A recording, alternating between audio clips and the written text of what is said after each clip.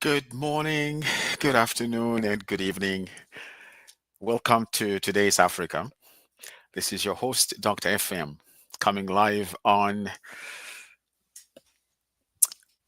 Love Bay Afrobeat Music Talk Radio, coming from our studios in Toronto, in Canada.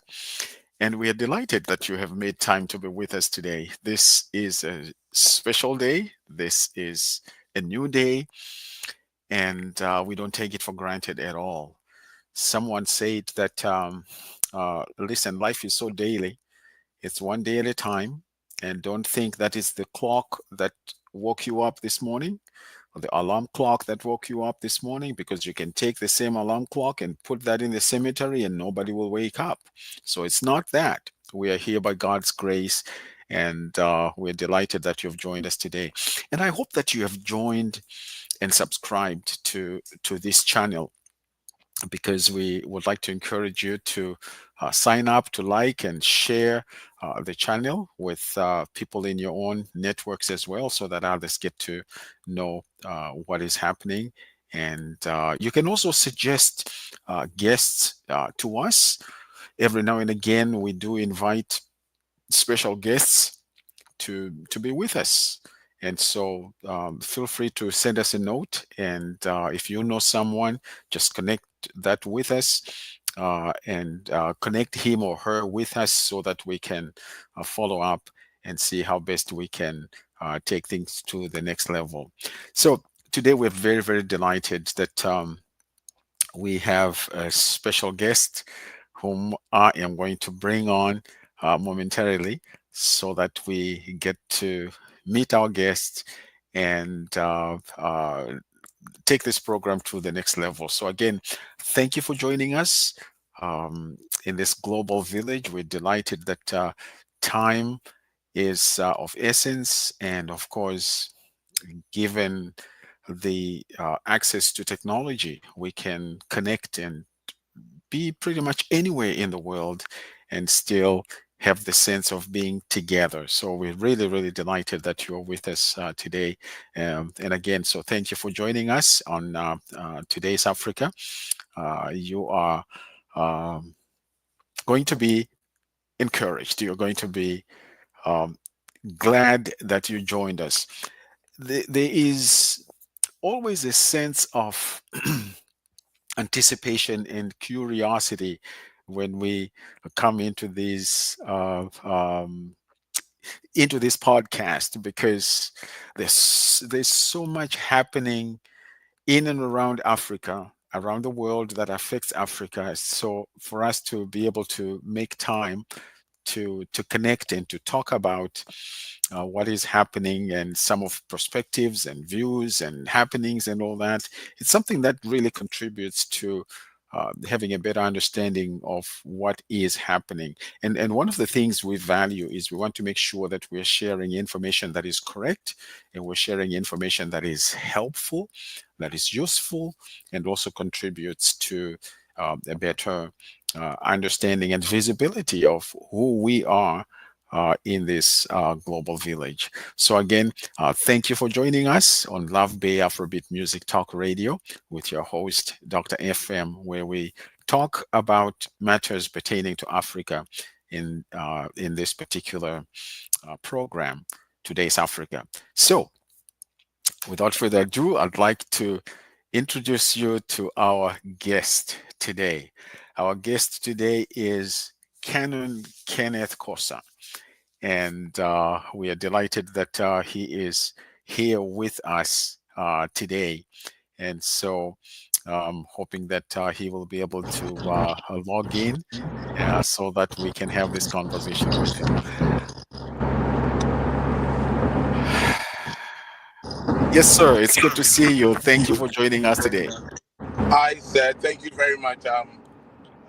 I'm privileged to be here, but I'm also Oh, sorry I have to connect somewhere else. So I'll be in here for a bit, and then I'll settle in the office. Thank you very much. But I'm pleased to be here. It's been a long time being on Love Bay. I miss the show on Saturday mornings, but I'm privileged to be here. Thank you. Well, we are delighted that you've joined us today, and of course, today's topic is something that I know you, as a fellow African, you're very passionate about things pertaining to Africa, and obviously, just to know that there are things we can share with one another. Things that other people need to be aware of as well as we dialogue. So, would you just take a moment to bring us up to speed in terms of who is Reverend Father Kenneth Kosa? Oh, I my name is Kenneth Korsah. I am an Anglican priest here in Toronto, Canada. Um, I'm I'm chaplain to the mostly to the Ghanaian Africans who come to the church, the Ghanaian church. I am basically that, and I'm very passionate about Africa. I believe in the potential of Africa, and I believe that God has endowed us so much in everything, and so I can't stop talking about Africa, especially Ghana, where I am from. So, yeah, basically that's me. I sometimes I go into uh, education and blah, but I want as we go along, we are able to find out a little bit more about me. Yeah, but that I used to be a guest, a panelist on this show when it started, but by virtue of what I do, Saturday mornings became a little bit constrained for me. So yeah, I lost that, but I'm happy. I'm coming back gradually. I'm coming back Understandable. gradually. Thank you. We're glad to hear that. Actually, I heard good things about you, and like I've mentioned to you, I've heard good things about you from reliable sources, and so we certainly know that having someone of your caliber on this show has the tremendous benefits in terms of sharing information and so forth. But I mean, you obviously are aware. I don't need to remind you that, but it's important that people understand that Zimbabwe and Ghana have some very, very strong ties from way back, from Yeah, liberation days, and the leadership and all that. Dr. Francis Nkrumah and President Robert Gabriel Mugabe, yeah, have strong ties and very, very influential. So I think that Pan Africanism within you is something that, as Dr. Kwame Nkrumah says, you know, I'm not African because I was born in Africa, but Africa was born in me. yeah. So it's wonderful to hear that. Now, one of the things we're going to be talking about, among others, today is this whole idea of education. As we think about our resources, one of the things that came to mind is.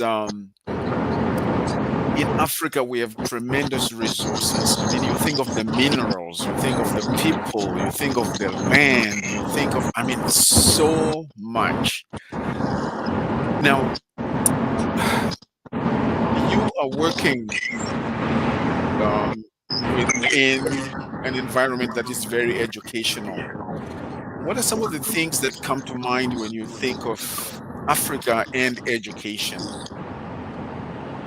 you Well, can you can you can relate that to your own journey or what you're seeing now or what you think should be happening.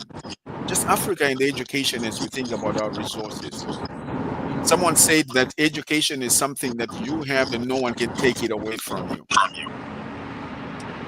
yeah. I personally, I've always said this, and I might sound controversial if you may call me that, but We want you to be controversial. I think our education our education has been deliberately corrupted. Let me repeat myself again. When we talk about education, more often than not, we look at the formal classroom education. But I believe that before um, the Europeans came, the white man came, We had our own setting and our own systems. And for me, we are at this point where we feel we are not educated because we've left what is organically us. We don't value anymore what is organically us. And I don't blame the African too much. Of course, I cannot overemphasize the deep, nasty impact of slave trade. I mean, happening, spanning over 300 years, around 400 years thereabout. And over this period of mental destruction, we have come to believe our own is not good.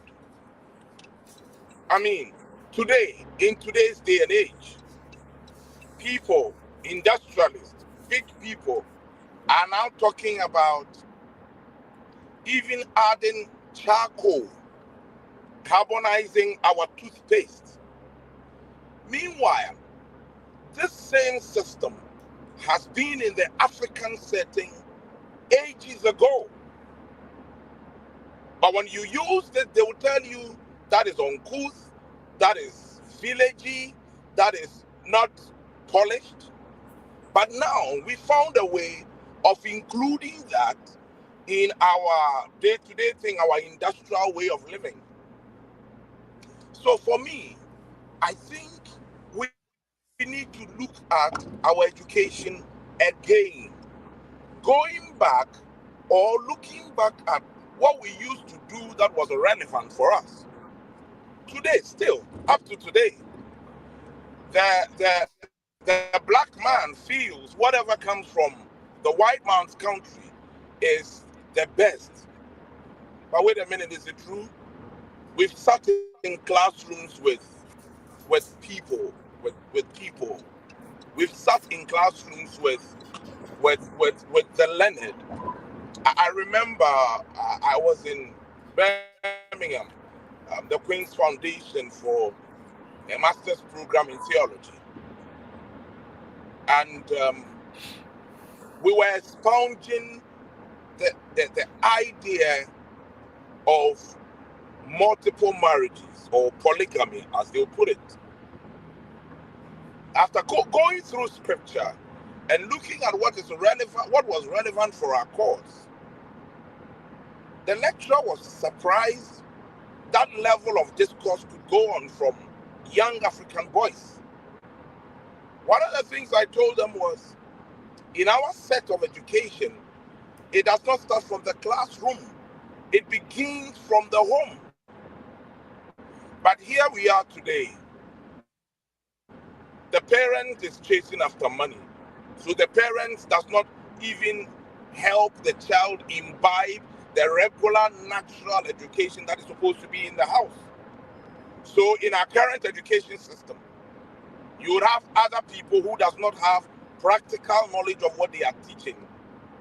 Lots of people who may not have practical knowledge of teaching to read to us, to teach us just to be able to obey the system. They call something marketplace education.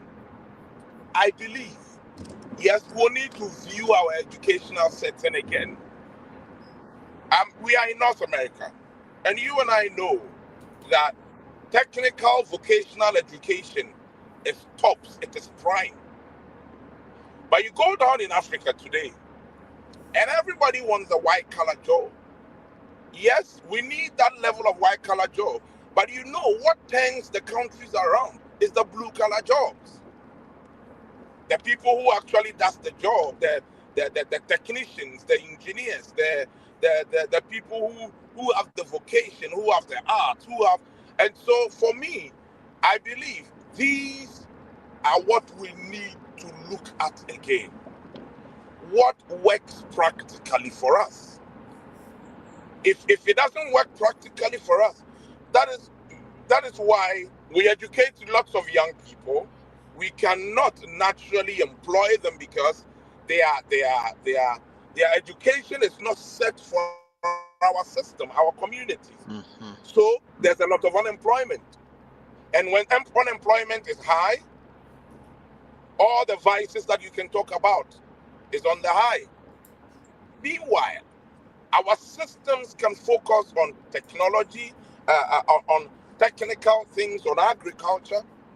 Before the slave master came, we could preserve our food. We could preserve our food without making them spoiled, without having side effects. Today, how do we preserve our food? We use chemicals, we use the freezer, and question, do they all not have side effects? Mm. I believe we may need to go back, whilst we are educating forward, we may need to go back and look at what our forebears were doing that was right, that was relevant for our cause, and that could be relevant for the international market. You know what?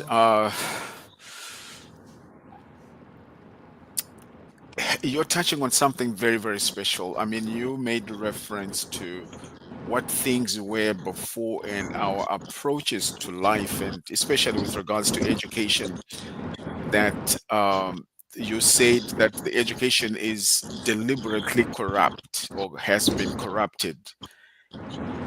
That is profound. And you're absolutely right, because education has changed. And I think there is a way in which we share ideas with other cultures around the world, because we are not an island. We do, you know, connect and share ideas with others. We cross pollinate. However, I think the point you're making is there has to be a value system within who we are and what we believe, so that we are not just thinking whatever comes to us is better than what we have, Exactly. because we're looking at outcomes now. And to your point, that the education that we have produced has made it difficult, actually has produced unemployment, because we are producing people not so much to create jobs, but to find jobs. And as a result, there's a big gap. I like what you just said. Job creation, job creation Mm, instead of job search. right.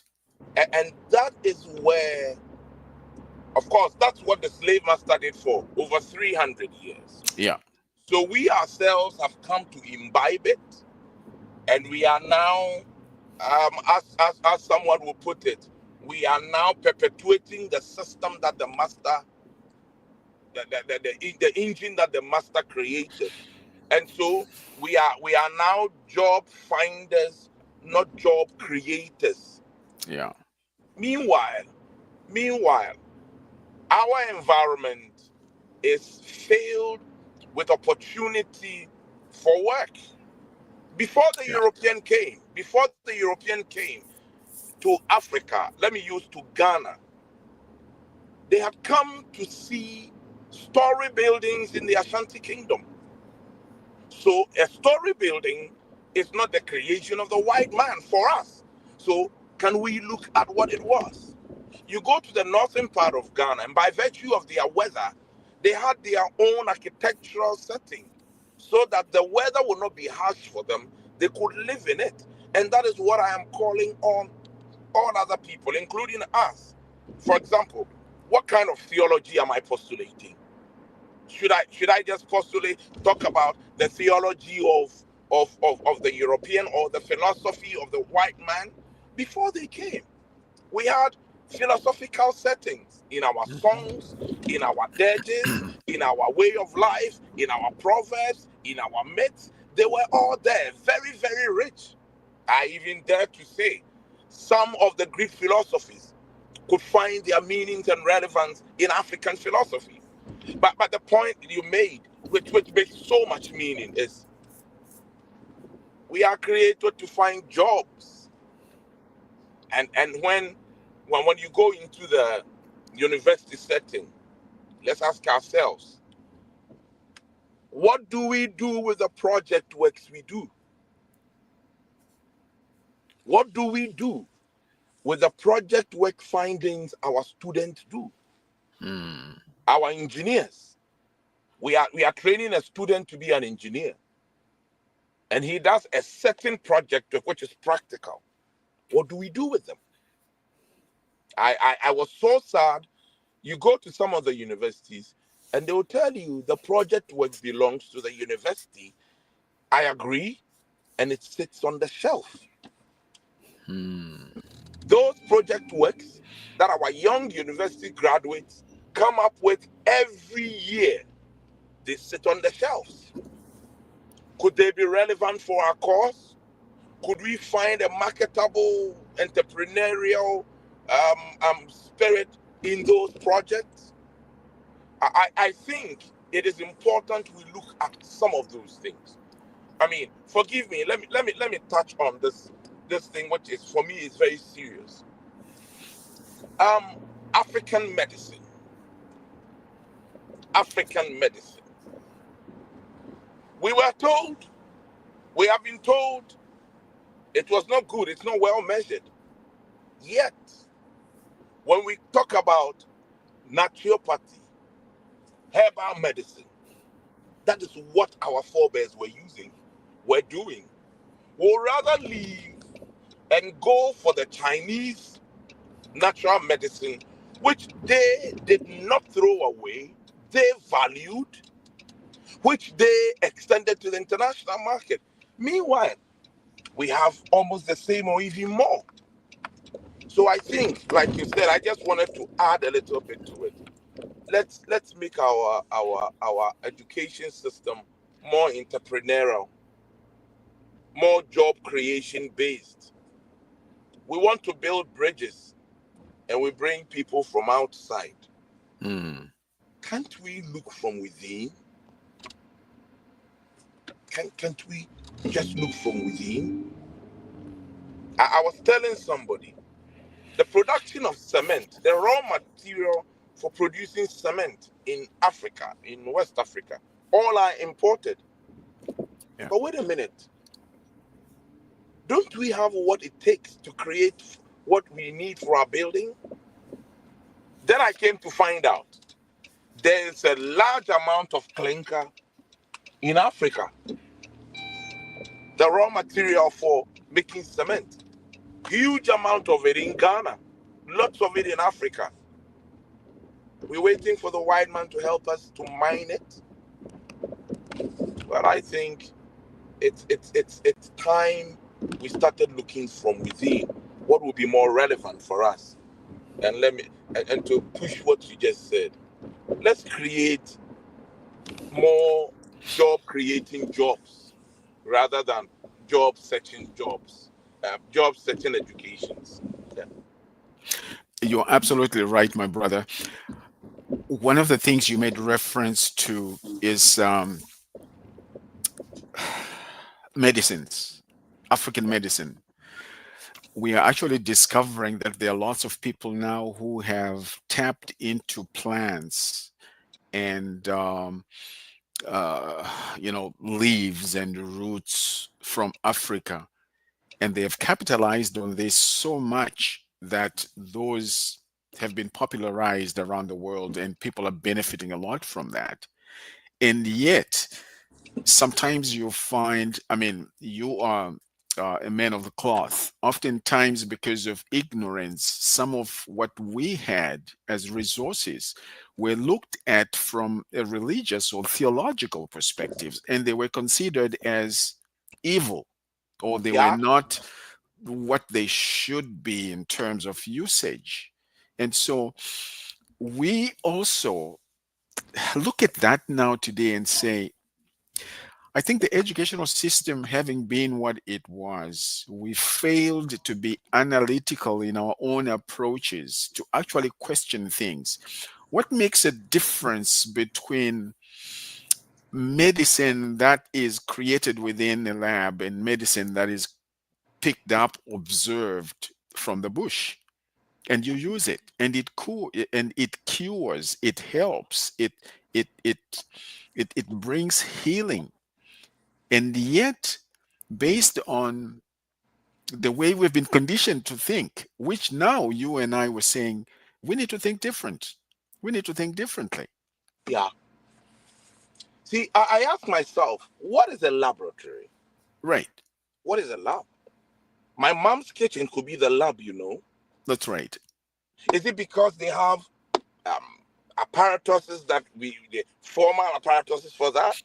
And it has to. It is because we were educated to hate our own, Mm. and that machinery is still being oiled by the same system, but now our people. TYB will always tell you, Father Korsah will be talking about taste. Our taste buds no longer is African. Our taste bud is Western, is American. It is foreign. Anything coming from anywhere apart from our place. And so when they talk about the labs, the first place I look at is my mother's kitchen. What is my mom cooking? She will cook with certain herbs that would prevent the disease or that sickness from coming in the first place. So in Africa, we used to have preventative health care. What we eat, my mother's kitchen, my auntie's kitchen, even the philosophy behind food. In Africa, food was supposed to be well-being, total well-being. Food. Food was supposed to be communal. So if you remember back home, we all would eat at the same time. Maybe not in the same bowl, but we all eat at the same time. Because around the time the food is prepared, it is not prepared by one person. The food was prepared by different kinds of people at different times, and we eat at the same time. You get families that will eat in a big bowl. So sitting at the dining table is not foreign to us, just that it was at our time. And what was on the plate? It was herbs, it was dried stuff. Today we are being sold vegetarian. Africa has been vegetarian before time. Yeah. We have been. I mean, mushrooms are expensive here, but go back to Africa, and by virtue of the vegetation, you pick mushrooms at certain times, and you add. I came to Canada, and I came to find how people place much value on eggplant, and I said, "Oh, wait a minute, this is not foreign. I've been eating it." My mom will put, she will do palm soup, and she will put beans in it, and she will put eggplant in it, cut them in it, and she will put mushrooms in it, and that's what we eat for fish. And we say we have not been vegetarian. It's been there, just that we were told that was below regular class. So the food we eat itself was medicine. The food, you know, in Ghana that I know, when somebody when somebody is pregnant, there's a kind of food, there's cuisine kind of food to help the person not lose certain nutrients. When the person gives birth, there's a way of preparing their food, and all of that flows back into it. Herbal medicine. Now, let's say there's something goes amiss. The medicine is in the community. It's the herbs around, the leaves around, the tree barks, the roots. They are all around us.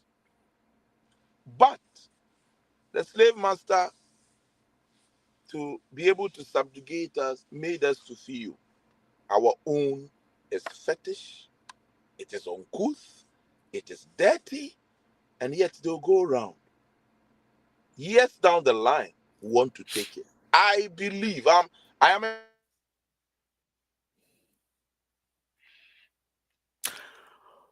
Sounds like our brother just disappeared there for a little bit. This is Love Bay Afrobeat Music Talk Radio. We're delighted that you've joined us today. We are live um, here on Today's Africa with your host, Dr. FM.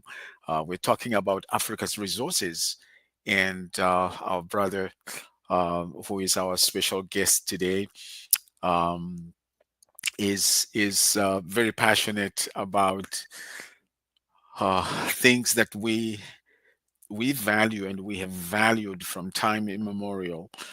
And it is important. It is very, very important that we become more and more aware of what is happening around us, so that we continue to be analytical. We continue to look at what is happening around us from the perspective of improving what we have, and becoming better stewards of the resources that have been entrusted to us. And so he was just talking about African medicine and how things that um, in Africa people have used over the years have been pushed to the side simply because other people have pushed their own uh, core values or their own values on us, so much that instead of being analytical, we look at what is coming from elsewhere as being superior to what we have. And our brother is saying, no, we should not be looking at things from that perspective. We should not be looking at life from that perspective, but to know that we uh, are just um, same as everybody else. The things that we have valued, it's important that we hang on to them. And so this is really a very intriguing topic here. And uh, feel free to um, send us comments and join the chat, and we will definitely do our best to incorporate that as well. The education system in Africa is one that, and I know sometimes we generalize here, but Africa is not a country.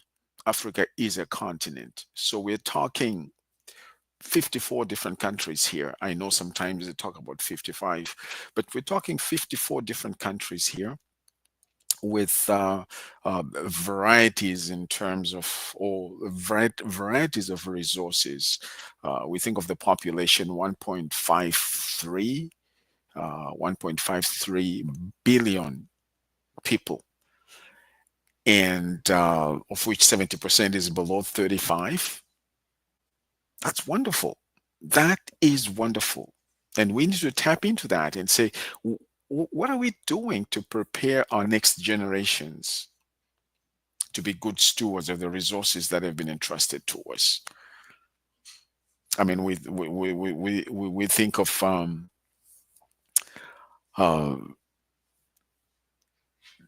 land, the use of land. We think of human resources. I mean, 1.53 billion people, that's a lot of bodies, of which 70% are below 30, 35 years old. So we need to be creative. We need to be creative. I know last week with uh, Dr. Carlo, we were talking about leadership. Actually, it was leadership. As Africans, as leaders, young and old, we need to be creative in terms of preparing our next generations for the type of interactions that would benefit the global village, because we do have a lot to offer. But if we are not creative enough to hone and to harness our own resources so that we can interact with others, it just becomes something that can be taken for granted, or it doesn't really progress into strategies and things that would actually help our brothers and sisters on the continent to be able to advance themselves. So this is a great topic that we are on today, and we are live on Afrobeat Music Talk Radio, talking about Africa's resources. And I was looking at something here that was very intriguing, talking about uh, uh, the billionaires in Africa. I thought it was really interesting to see how someone has looked at Africa and actually said, okay, um, how many billionaires we have in Africa, which is fascinating. We do have billionaires in Africa, Yeah. you know, and so I looked and I said to myself, some of these countries with billionaires are, they could be doing exceptionally well, but something is happening to those billions of dollars because they're not being put in the right place. Something is happening. So I was just making reference to last week when we were talking about leadership. You know, Mm. there's leadership and then there's leadership, That's it. and that we need to make sure that our leadership is preparing our young people. I mean, when we think of 1.53 billion people, of which 70% is below 35 years old, I mean, we need to be strategic. We need to prepare our young people for the next step. So, when we talk about our resources, um,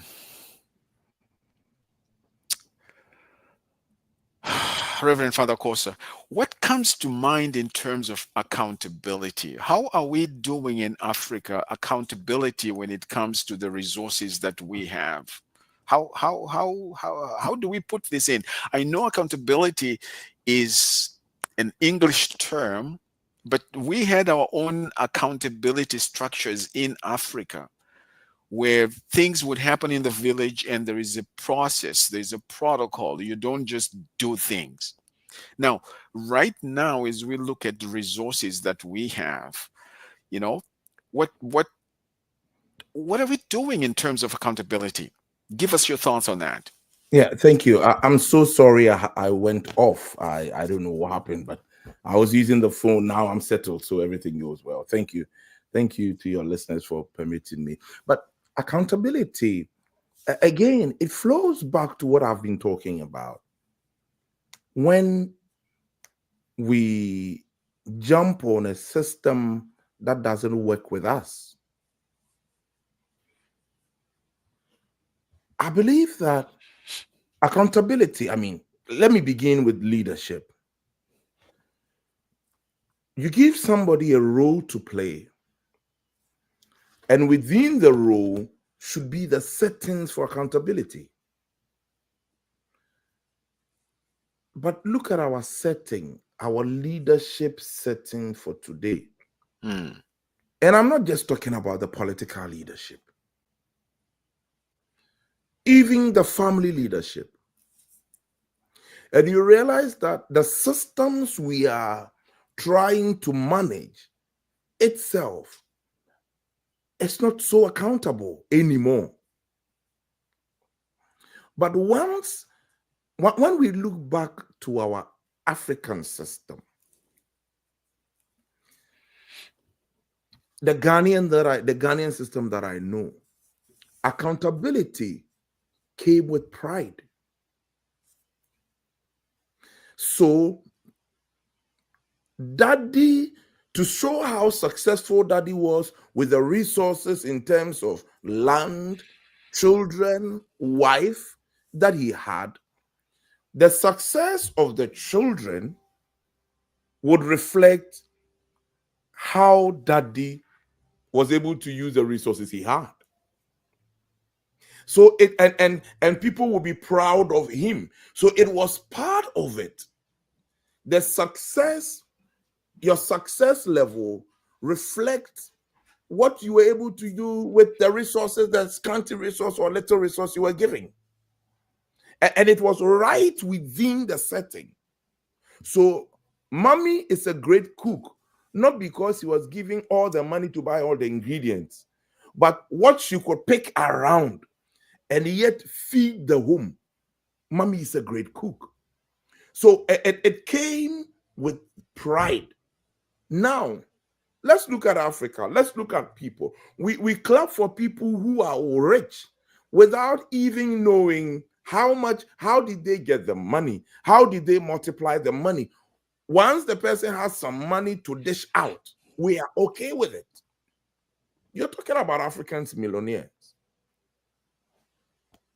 The strangest part of this dynamics, and look at all of them. Most of African millionaires are millionaires from within. They didn't become millionaires from outside. You take a close look at them. Most of them, the richest African, or one of the richest, the guy from Nigeria, Dangote, and he says he doesn't have all his physical investments are in Africa. Oh, there's this young Ghanaian. He says he's moved all his resources from America to Ghana, to Africa. And because accountability is in tandem with pride, glory, that's how it's supposed to go. And people can count. This is his business. That is his business. But the other side of this whole issue is this. Is it relevant for us? You might be rich, but has it been impactful? Yeah. You may make an impact by employing thousands of people. But is it ethical for us? Mm. And for me, that is where I want us to look at it from.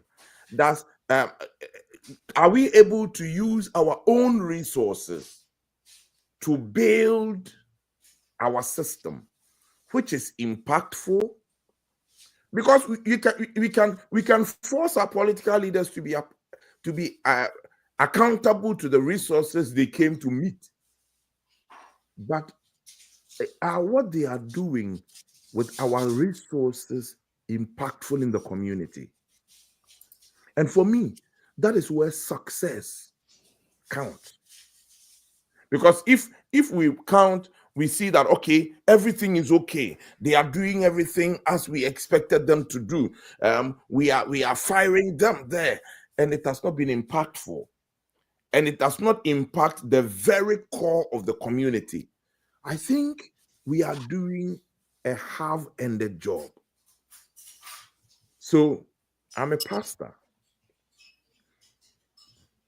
I'm a priest.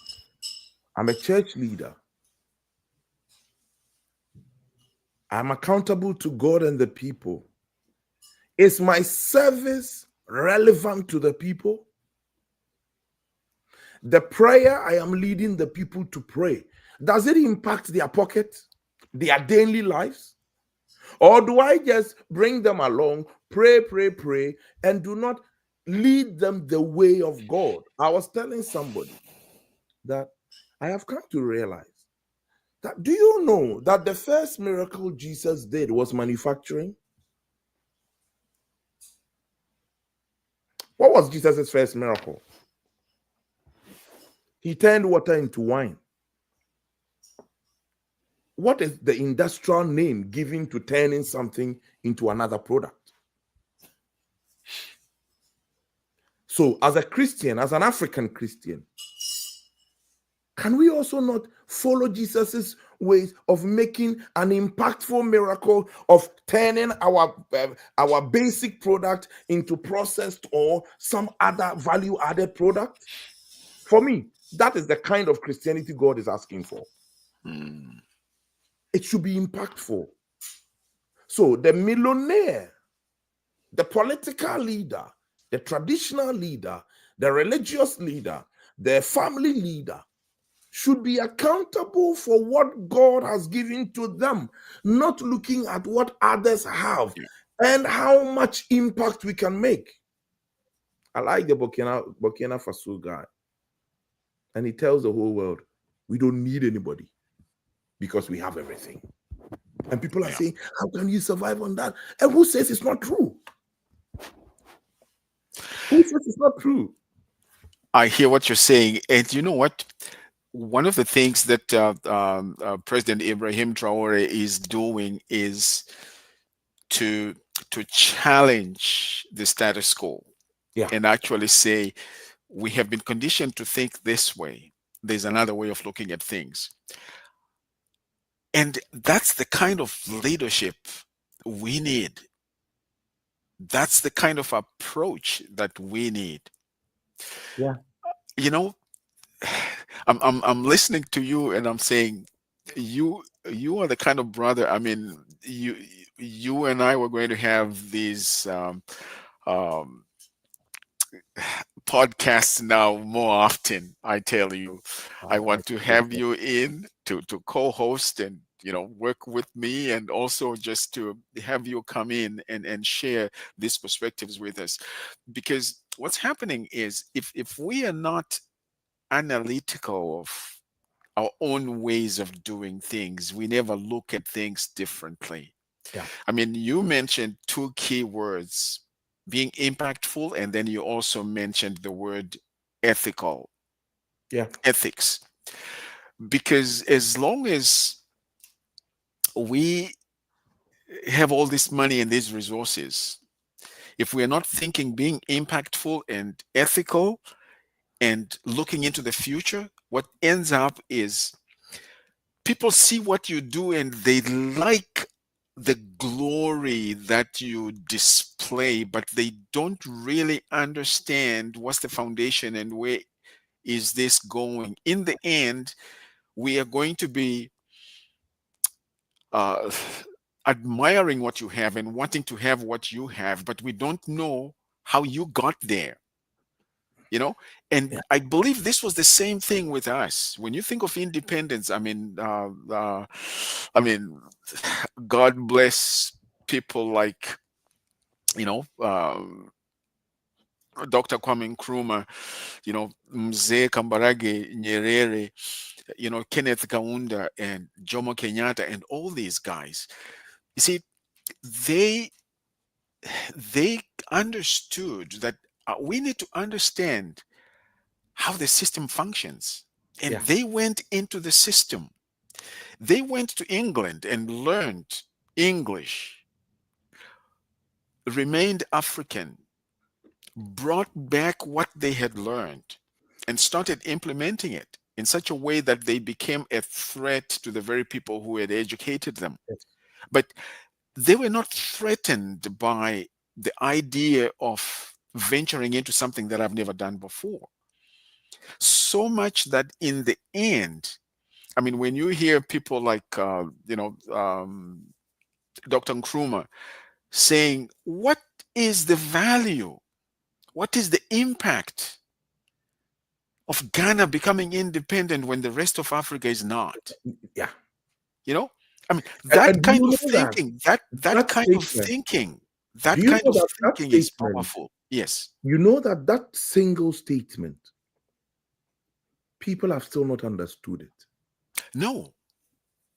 See, I like what you said. I mean, you can be a millionaire today, but if you're not impactful and ethical, it will not be generational. That's right. Look at what Kwame Nkrumah said. Look at him. He was looking at generations far ahead. Right. He builds a dam. He is overthrown soon after it is done. And that dam is still the major source of electric power in Ghana. Generational thinker. Wow. Yeah. And he thinks, and he says, and he doesn't just say it, he actually acts it. If Africa should be a united continent.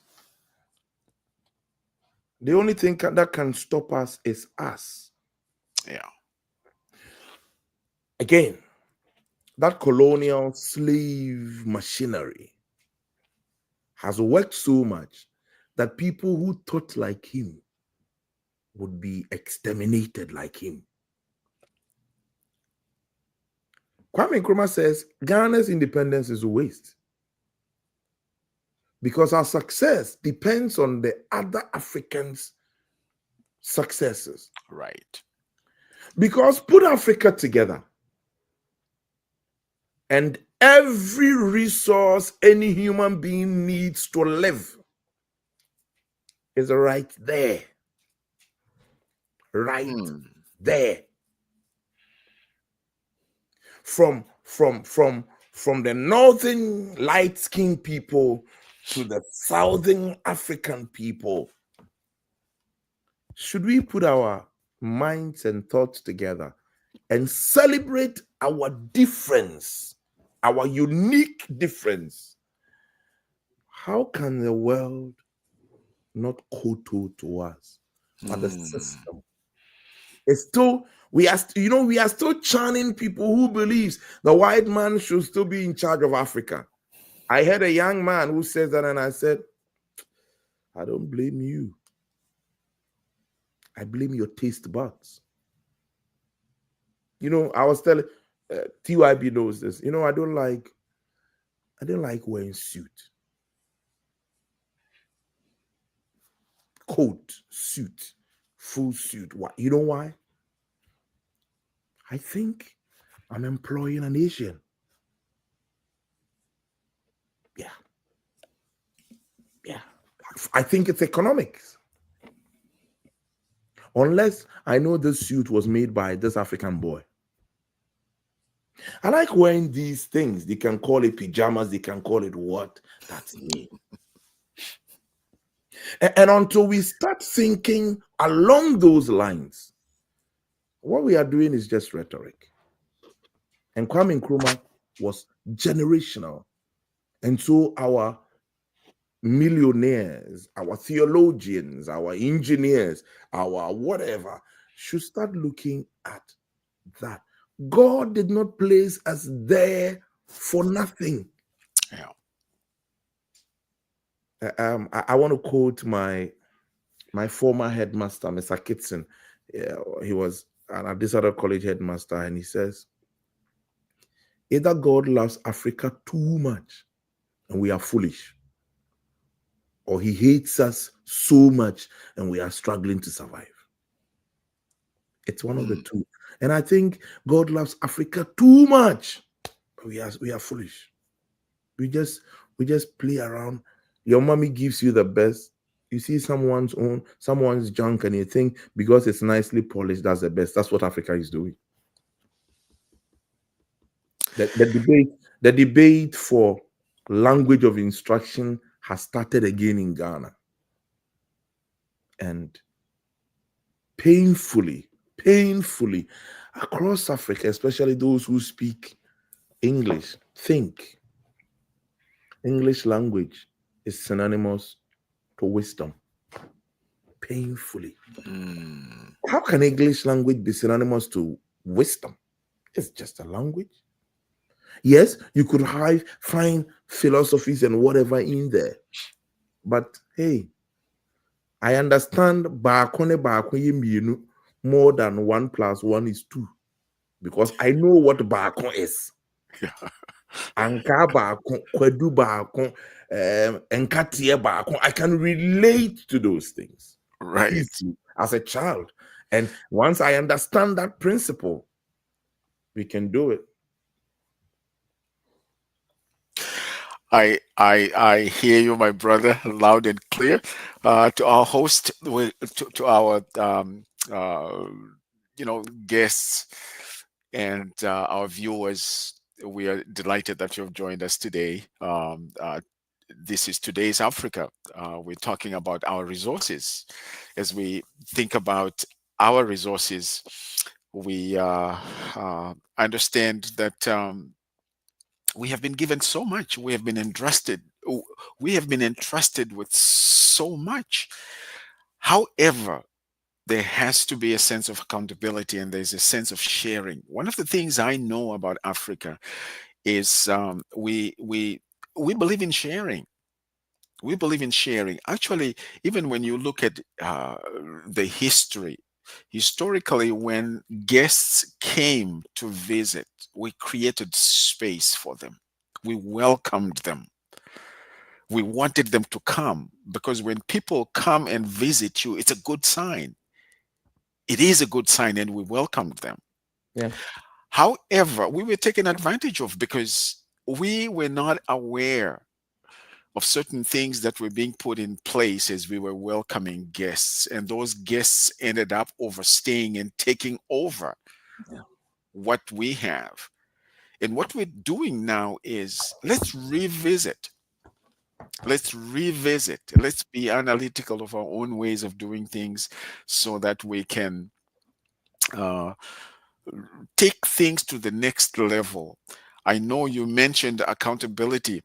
Um, One of the things that I really appreciated you mentioning was the reality of impact and having ethics.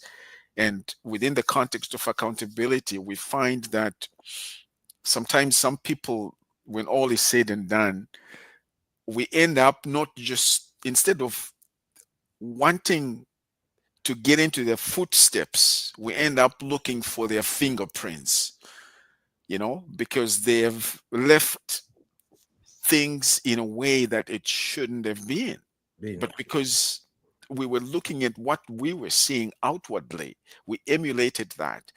And I often think, Brother Korsah here, that we did the same thing with the Westerners when they came. We emulated and elevated what we were seeing, but we did not fully understand what is it that got them to where they got. So much that after independence, the things that we had access to, we couldn't maintain because we didn't understand how they were functioning. Yeah. But we just thought, hey, let's have this, let's have this, let's have this. So now that this is where we are, let's look at how we're doing things. What is it that allows us to move in this direction? We talked about education, we talked about medicine, we talked about, you know minerals, that we have all these minerals, and yet ethics, accountability, impact sometimes Yeah. is left wanting. Yeah. See, the reality is that we've lost who we are. Mm, Do I know what an African is? Who what I don't know how to. I'll say, let me paint a picture. So God places me in the middle of a lot of dust, a lot of vegetation, a lot of sun, a lot of torrential rain, a lot of things that grow naturally. And God blesses me because of the sun that would help evaporate the rains that fall so mightily. God blesses me with dark pigments. My skin, the color of my mm, skin is dark. Now I see a light colored person and I said, wow, see that guy, so nice, so beautiful.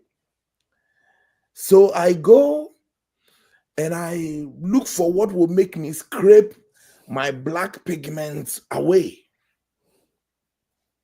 And then later on, I start having side effects. My skin starts burning. I begin to have cancers. Now I don't look as nice as I used to before. And that same person who has a light skin, who does not understand what it means to have a dark skin, brings me medicine to alleviate what I took from them to make my skin light. And so it becomes a cycle of complete trouble. That is what the African situation is in my thoughts. We don't know who we are. We don't value who we are and what we have. And so we go and we naively take on models and systems that will break down what God has naturally given to us. And the side effects. And we start bashing ourselves here and there. So I think, first of all, foremostly, who am I? Who is the African? How did our forebears live? How did they survive? There's a model in the Ghanaian setting. It is called the Adinkra symbols. And it's like philosophies put in art. Philosophy, a whole philosophical setting that is put in just one art symbol. One. So somebody, you see a sign that is Sankofa. That sign, it's a nice picture. It's a bird that has turned back its head to the tail, and it's coded. And before the other person who does not understand encodes it, you have understood it and you have moved forward. Our forebears did it. It is not a new thing. You go to the south, you go to Nigeria, you go even to the northern parts of Africa, and there were models that will make us work. Yeah. Still, we want to wind around the models that we don't understand. And so if we want to come out of the ditch, we need to begin valuing who we are. And Ibrahim, is it Tori? I am not able to mention his surname. The Burkinabe leader, yeah, for me, is showing a simple way. Just be you. We need to find who we are and just be me. I have been wondering the meaning of this. Why do legal practitioners wear wig? Why do we wear wig? Why do they wear wigs? Yeah. So it has been in the past. It was within that setting. It was the fashion of the day. And so all facets of life try to put it here and there. Agreed. So apart from a fashion statement, what's the relevance? And I see this Burkinabe guy say, okay, thank you, we've won it enough. Let us do what our forebears did. Let's do what our people did, and they've gone back. Somebody may say, oh, but it doesn't make me go back. No. It makes a lot of aesthetic impact. Now, the mere fact of seeing the judge dressed like your great-grandfather calls for honesty and truth. That's right. Not fear and lies. It actually takes things to a totally different level, because all of a sudden you are now doing things that relate or are relatable. Yeah. And I agree with you that the president of Burkina Faso, he is helping us to see that it's okay to be different, and it's okay to change the way things have been so that you can function better. And he's not just after change for the sake of change. He seems to be driven by this notion of, is it workable? Is it working for us? Is it beneficial to us? Are we helping ourselves to advance, or are we being held back? I like what And you just when you said. think when you think of what he is doing, he is just opening a different world for us. Doctor, you see, I want you to repeat what you said. Working to advance. Going back to know who you are Africanly should not hold you back. No. Can we use those models to actually leapfrog?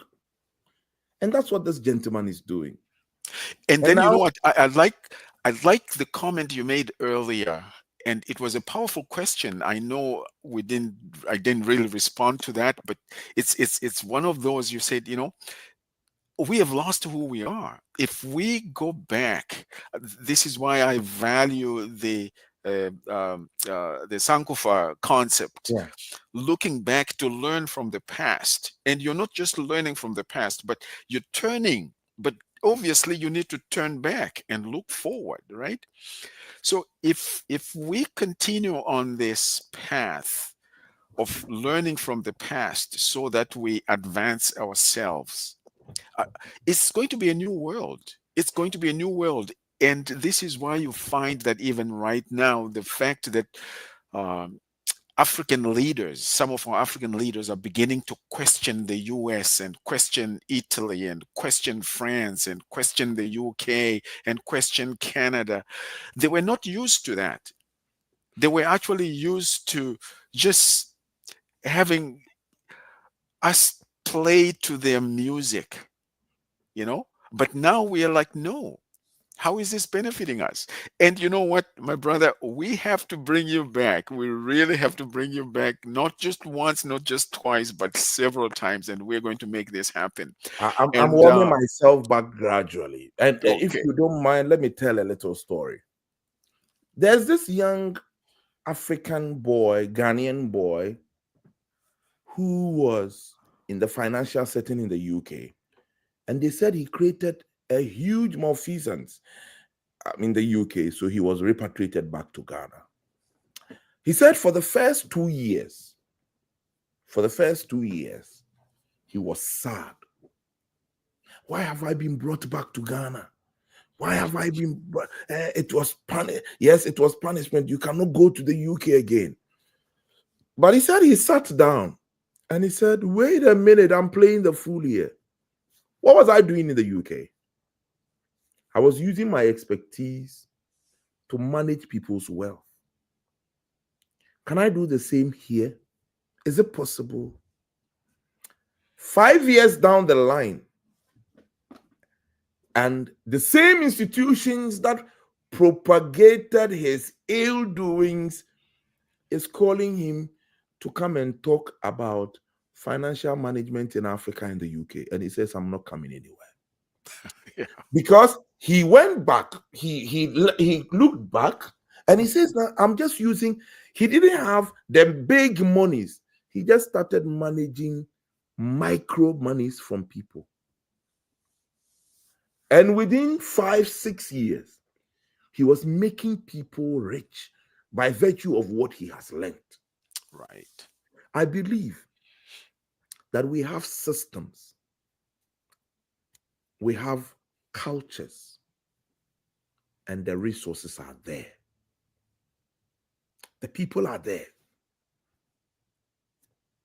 Steve Harvey went to Ghana and he says he saw something incredible he's not seen before. He went to the market.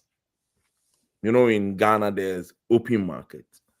And he saw how women are just doing their business. And he says, I have never seen anywhere in the world where you have a mass concentration of women entrepreneurs. But we don't value those. It is just those same women who raise money, put their children in the universities. Some 5, some 3, some 7. And the women will still be in the market and still make ends meet. What are the systems they are using? What systems are they using? If we can look back and even polish their own old systems, you realize that we'll be making millionaires that are not talking. You're absolutely right. I believe that we need to rethink rethink the way we do our things. Oh, you're absolutely right, my brother. I And believe we need to and you know what? Yeah, reevaluate even our theologies. that's We right. need to reevaluate even our philosophies. We need Yes. to see. I like music, and I tell people don't listen to African music very well. If you truly listen to African music, you see a path, a clear path to something you have not encountered before. Hmm. You are absolutely right. And you know what? I'm just looking at the time here and I realized that time has slipped away. But this has been a wonderful dialogue. And thank you for the insights and the challenges you have set before us. And just saying, you know what? We need to rethink. We need to be thinking impact. We need to be thinking ethics. We need to be thinking accountability. We need to be looking into the future. We need to look back. I like that, Sankufa, look back to learn from the past, but let's move forward. And so this is exciting. My brother, we have to bring you back, and this is not a threat; it's a promise. Now, what would be your parting words for now, just in terms of, hey, listen, we've talked about a number of things here, but as I go, here's 1 minute worth of something that I'd like to leave with you so that the next time we come back, we'll be able to pick up on that and develop that beyond. If I will tell every African out there listening, African and whoever out there, first of all, you need to know yourself. Mm. I'm an African. Who am I as an African? Know yourself. Build yourself. Polish yourself. And the world is ours for the taking. Oh, that is beautiful. I love that. Know yourself, build yourself, and polish yourself. Listen, you are leaving us with food for thought, and not just for thought, but you're saying this is something we can implement and do something with it. To our viewers, we are delighted. Our viewers and our listeners, thank you so much for being with us today on Today's Africa. We're looking at Africa's resources, and we have tons and tons of resources. We barely scratched the surface today, but we'll definitely come back to this. And of course, this is your host, Dr. FM, and we were delighted to have Reverend Father Kenneth Korsah, our brother who is passionate about Africa. And he is not just into leadership, he is also into faith. He's a man of the cloth and working with students, knowing that it's not just about us, but it's also investing in the lives of others so that we can make a difference beyond what we see. And so, again, thank you for being with us today. We look forward to having next and next and next episodes with you as well. I just want to remind you, our viewers and our listeners, please continue to log in if you haven't logged in, and share and subscribe so that you do not miss any of the previous and upcoming opportunities as well. And we just want to remind you that coming up at 1 o'clock is the Caribbean flavor with our brother Marcus and Miss Gentle Blue, and you don't want to miss that. So again, thank you for being with us, and Father Kosa, we look forward to having you back, and thank you for being with us, my brother. Thank you. Thank Yeah, you. It's a pleasure being back. thank you very much. God bless.